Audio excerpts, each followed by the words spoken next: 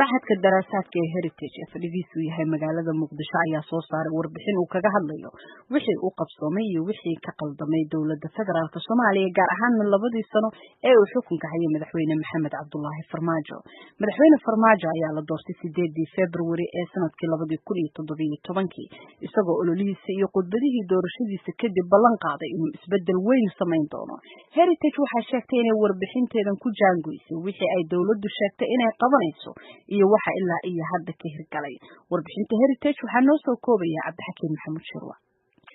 Maasanad Falastiin. Warbixintanu maxadku ciwaan uga dhigay hogaaminta madaxweyne Farmaajo ayaa sida Xuseen ay ku qiimeeyeen labadii sanadood ee dowladda madaxweyne Farmaajo iyo waliba waxa la gudboon labada sanadood soo socda. waxaanay sheegeen in 2 sano kadib haddii la qiimeeyo wax badan waxqabadka madaxweynaha ay ka soo baxayso in qorshayaashii qaar ay u suurta galeen kuwo kale oo badan oo ballanqaadkii xilligii doorashada iyo waliba shirkii London aanay waxba ka hirgelin.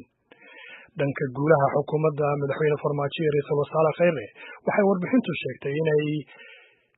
in ay guulo wax ku ool ka gaareen dadaalada in Soomaaliya deynta laga cafiyo isla markaana ay xawaare geliyeen wadaxaajoodyada hay'adaha maaliyadaha adduunka sida hay'adda lacagta adduunka ee IMF sidoo kalena ay kordhiyeen dakhliga dowladda isla markaana ay ku guuleysteen kasbashada kalsoonida shacabka kuna mitideen wada shaqaynta hay'adaha fulinta sida madaxweynaha iyo wasiirka koowaad. sidaasoo ay tahay bay tiri warbixintu aanay hirgelin in badan oo ahaa ballanqaadyadii madaxweynaha ee doorashada uu ku galay. geesta kale waxa ay warbixintu sheegtay in ay soo tari waayeen ballanqaadyadii madaxweyne Farmaajo ahaa in xukuumaddiisu ay al-shabaab kaga adkaanayso 2 sano balse taasi iska badbaadaya waxay tiri warbixintu ay ku guuldareysatay in uu hirgeliyo in ballanqaadkii ahaa in uu furayo jidadka Muqdisho oo in badan ay si joogto ah u xidhan yihiin kuwo kalena ay xidhaantoodu soo noqnoqoto. dhanka siyaasadda arrimaha dibadda waxay warbixintu sheegtay in 2 sanadood la soo dhaafay uu hareeyay jahawareer iyo isqabqabsi dowladda federaalka iyo waliba dowlad goboleedyada si awood sheegasho ah waxaanay warbixintu xustay shaqo ka eridii madaxweynuhu ku sameeyay guddoomiyaasha baarlamaanka iyo maxkamadda sare taasoo ay tilmaantay inay noqotay tallaabo ka yaabisay xitaa taageerayaasha madaxweynaha. waxayna suurtagelin bay tiri warbixintu in go'aan siyaasadeed oo loo dhan yahay laga gaaro qodobada dastuurka ee weli aan laga heshiin kuwaasoo ahmiyad gaar u leh hirgelinta doorashada 2020 sidoo kale aan heshiis buuxa oo la isku raacsan yahay laga gaarin hanaanka doorasho ee Soomaaliya qaadanayso sanadka 2020 taasoo ay warbixintu sheegtay in ay sii fogeynayso suurtagalnimada doorasho qof iyo cod ah oo inay dhacdo sanadka 2020. waxa kale oo tilmaantay in aanay suurtagelin in la adkeeyo dhidibadana loo aaso hanaanka federaaleynta iyana oo ay maamul goboleedyadu aanay ka sii xoogaysan kana sii maamul wanaagsanaanin sida ay ahaayeen 2 sano ka hor. xagga siyaasadda arrimaha dibadda waxay sheegtay inay daciif amaba xumaadeen xiriirka ay Soomaaliya la leedahay dowladaha iyo waliba hay'adaha ay sanadahan dambe sida aadka ugu tiirsanayd sida qaramada midoobay. in badan dalalka Yurub, Turkiga, Uganda iyo Sacuudiga iyo waliba Imaaraadka Khaliijka kuwa xiriirka ganacsi ee ugu baahan ay Soomaaliya la leedahay iyo waliba Djibouti oo ay way yiraahdeen ama ay warbixintu sheegtay wadan walaal dhow isla markaana saaxiibo dhow Soomaaliya waxaanay noqdeen bay tiri dalal faraha hal gacan lagu tirin karo. dhanka musuqmaasuqa waxay warbixintu sheegtay in aad loo hadalhayo la dagaalankiisa waxaana jira bay tiri daahfurnaan muuqata oo ku aadan dakhliga iyo waliba ay dowladdu soo ururisay waliba bixinta kharashyada. dhinaca kale dhaqaalaha xukuumadda Qatar ka soo gala dowladda Farmaajo iyo waliba sida ay u isticmaasho waxay noqotay bay tiri in waxaan wax badan laga ogeyn aad loo hadalhayo. dhinaca kale waxay tilmaantay warbixintu in ay dowladdu xakamaysay saxaafadda madaxa bannaan iyadoo aadaysatay inay qaado olole baahsan oo iskadid ah iyo waliba propaganda ah taas oo ujeedadiisu tahay in madax ka qabsasho shacabka allahooda alla yahay waa sida ay warbixintu hadalka u dhigtay. xukuumadda madaxweyne Farmaajo iyo Khayre waxay argagixiso ku sheegeen bay tiri warbixintu muwaadiniin una gacan geliyeen Itoobiya balse waxay xuseen madaxweynuhu in uu dhowaan ku dhiiraday in saxaafadda madaxa bannaan oo dowladdiisa dhalisha uu ku tilmaamo kuwa baahiya colaadaha.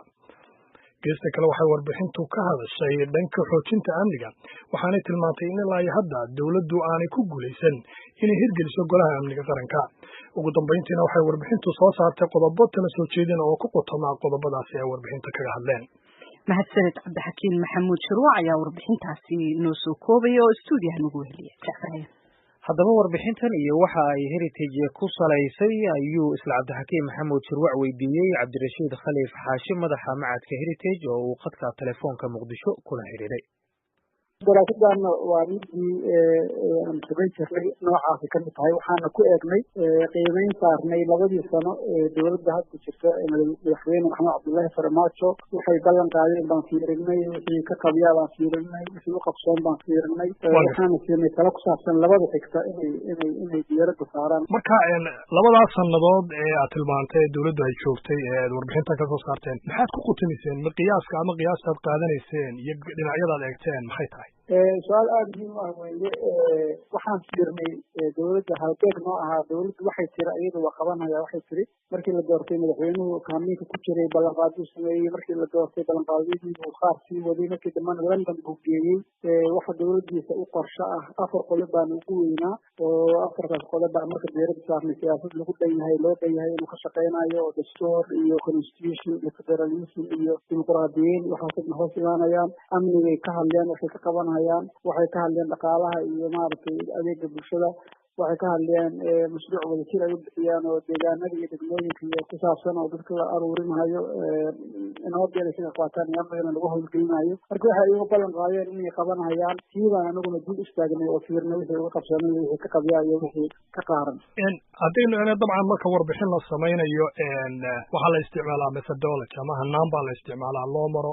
meelo gaara laga raadiyaa oo nidaamkaa la maray iyadoo lagu inta badan sal looga dhigayo. muxuu yahay hanaankaad isticmaasheen aad warbixinta kusoo ururiseen dad nooceeyaad ka soo ururiseen si aad kusoo hesheen xogtan? anagu afku dadweyne iyo maaragtay survey ma qaadin oo dadkii maama tegin waxaan kugu eriba shirkii london barnaamijka dowladdu geysay oo tiri waa qabanaynayo 4 maaragtay tobood oo waaweyn ka koobnaa amni lahaa amnigii baan fiirinay amnigii waxay uga qabsanay magaaladii baan ku noolahay dalkii baan joognaayo wixii dhacahaya iyo amnigii oo dhan baa laga socdaabaan wixii ka qabsamay iyo wixii ay dheheen saasaan yeelinaa waa shirkadana barnaamij ballaaran baa la geeyey bulshada caalamka iyo deeqbixiyaashana heshiis bay kula galeen barnaamijkaas in loo maalgeliyo. marka barnaamij ballaaran bay may maaragtay 2017 kii madaxweynuhu geeyey kii baan fiirnay loo dhan yahay aan fiirnay dastuurkii baan fiirnay marka wixii ayagu ay ballan qaadeen baan dib istaagnay. markaasaan mid walba waxaan kantaana uga qabsaday tanaa ka qabiasaan maxaa yeela. waan gartay. haddaan qodob ka mida soo qaato tusaale ahaan oo kale waxyaabaha aad kaga hadashay waxaa ka mid ah in ballanqaadyadii aanay fulin oo iyagoo soo xiganaya qodobadan hore soo tilmaantay. haddana waxaad tilmaanteen in ay xukuumaddu ay ku guulaysatay kalsoonidii shacabka si ka sarraysa weliba ereyadaad isticmaashay waxaa ka mid a intii xukuumadihii ka horreysay ay heli jireen. iyada taasi say isu qabanaysaa in ay aanay ballanqaadyadiina fulin haddana kalsoonidii shacabka ay haystaan? waa su-aal aad iyo aad u fiican weeye oo runtiina u baahan yahay in aada loo sii baaro waana la taxaliilin karaa waqtigeeda. shacabku dowlad bay rabaan dowlad kasoo timi dowladda cabdiqaasim baladogle uu kasoo degay ilaa xamar bay kaxanaayeen tii sheekh shariifaas usoo dhaweeyeen tii cabdullahi yuusuf afkooda dad uga hortagay inkastoo fadaa tiisa ay helid badan ku socotay. xasan sheekh waa saasaa la ahaa. marka dadkan aad bay dowlad u rabaan waa dad cer yar oo wax badan xataa aan dowladda ka dalbanahayn oo dowladnimo aada hamuun ugu qabo weeye aadna ugu maaragtay ugu sheeko dheereenaya dowladda iyo isha ka laabanaya xataa iyagoo ujeeda inay macnaha qardajeex ku jirto. laakiin annagu hayad cilmi baaris baan nahay dadkaan sahan u nahay dowladdan waardiye ka nahay federaal baan nahay. marka qof baa wuxuu ku farxayaa madaxweynuhu inuu dad maaragtay dhaawaca isagoo aroortii soo booqanaya maaragtay islaan dibka xaaqaysa oo maaragtay dhawrku istaagay oo dhulkaday oo salaamay. taas hadda wax laysaga farxo weeye laakiin dowladdan 4 sano mandate iyo shaqa laga rabaa. shaqadaasaa lagu qiimeynaya amnigii waa la fiirinayaa maka daray maka ficaaday wixii la gaari karay ma la gaaray. marka hay-adaha cilmi baarista shaqadoodu alalaf iyo sacab maahan inay guulaysataan rabnaa 6 qodob laakiin haddaanay cabdirashiid waan ku talinayna inay ku guulaysan karto. marka laakiin cabdirashiid haddaanay waxba qabanin saa tilmaanteen oo ay waxqabadkii aanay samaynin ballanqaadyadii aan idhaahdo haddaanay ballanqaadyadii fulin haddana si kalsoonidan ku heleen ballanqaadyo waxyaaba badan baa ka fulay hadda dhaqaale waana sheegnay ka fulay wax badan waxbaa ka fulay oo ma aan oran kulligood maaragtay way ku wada fashilantay way gaabisay way luudaysaa socodka ha xoojiso badan baad ku jirta marka dhaqaalahoo kale hadda marka cidlahayo adduunka xoogaa kalsooniga kasoo coshatay deyn baa la siiyey lacag baa la siiyey deyn bay raja qabtaa in la siiyo deynta in laga dhaafirasay marka wixii ay ku fiicnayn dadku way arkaan ugu dambeyn cabdirashiid haddaan ku weydiiyo haddaynu si guud u eegno waxaad ka hadasheen dowladda wixii u qabsoomay iyo waxaan qabsoomina ballanqaadyada aan ka qabsoomin maxaa tala soo jeedina tusaale ahaan oo kale xal maxaa idinku muuqday markaad aragteen waxyaabahan aad soo ururiseen eed warbixinta kusoo saarteen annaga dowladda waxaan kula talnay inay laba kacaleyso 2 sana hadda ay waxaan qabatay wax badan qabyo ka yihiin wax badan qabyo ka yihiin inay laba kacaleysaan kula talnay waxaan xoogga saarnay siyaasadda inay dejiso gobollada la heshiiso siyaasiyiinta iyo xisbiyada iyo xildhibaanada iyo mucaaradka xamar la degan oo federaal heer federaal siyaasadda ka cagaara ay la heshiiso waxaan kula talnay inay somaliland la heshiiso oo ay ubax qoyan oo nabad la aado waxaan la heshiinay wixii xoog iyo caqli iyo tala aan ku talnay wixii xoog iyo caqli iyo tala hayaan inay gobollada iyo soomaalida inay isu geeyaan in amniga la sugo oo shabaabka dalka wareerinaya laga qabto waxaan kula talnay khayraadka iyo daatiinka soomaaliyeed iyo waxaas inaysan fasax u haysan markii doorasho qof iyo cod ay dhacdo oo dadkan ay idan buuxa ay dadka madaxda siiyaan markaas la gudagalo oo gacmaynta laga daayo waxaan kula talnay in international communityga xiriirka lala leeyahay oo hadda ay meelo badan iska macnaha mugdiyaal iska soo galaan ay wax ka qabtaa beri hore waxaa laisku dowladaha adduunka waxay isku dagaalamaya macnaha ku tartamayeen turki iyo ingiriis iyo UN iyo African Union iyo carabta iyo annaga Soomaaliya saaxiib la annaga u dhow annaga gacan qabanayna annaga ehel u ah hadda waxaa moodaa xoogaa in macnaha bil saddexaad la noqday diiran la kala qaaday dadkii laisku wada xoogaa murqacday